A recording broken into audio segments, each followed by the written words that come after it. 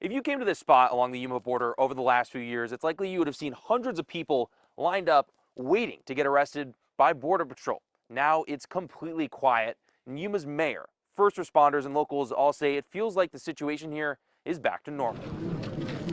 During the majority of President Joe Biden's term in office, the Yuma border looked like this.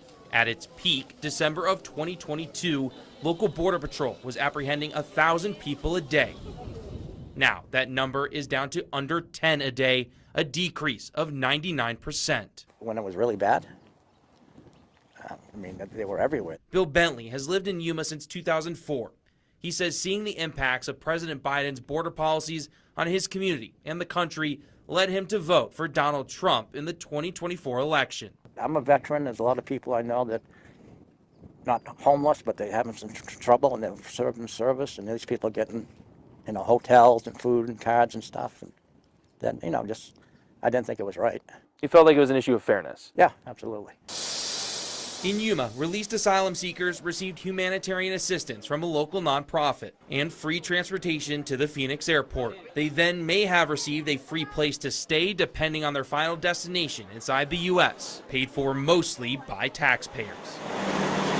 Down the road from the wall, the busy border put major strain on the Somerton-Kokopah Fire Department. We were responding there multiple times a day. Those calls took their limited resources far out to the border, leaving the community vulnerable if they called 911 when their 2 ambulances were transporting migrants. City of Somerton residents had to wait for, like I said, an additional 20 minutes for an ambulance from San Luis or Yuma to arrive.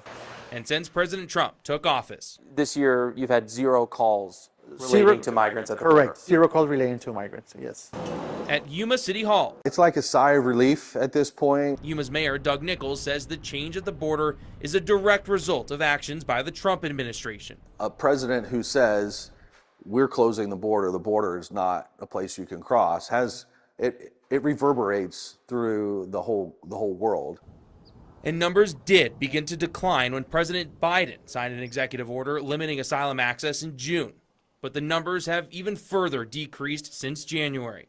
The actions have led to concern migrants who do need help now are not getting it from the U.S. If people truly need asylum, our country needs to be there for that. Still, Nichols believes the current policies are the right ones. You have to first establish border security before you can then talk about fixing things. Even though numbers are down now, he hopes the federal government and Border Patrol use this time to prepare for whatever comes next. Those things are real that impact our community. And if we're going to wait for them to be an issue again, we're going to be years behind, no matter who's in office. So that's definitely something that I'm continuing to push for. Mayor Nichols did declare a local emergency due to the situation at the border in December of 2021, and it's still in place. He told me he's looking at lifting it very soon. Reporting in Yuma, Adam Klepp, ABC 15, Arizona.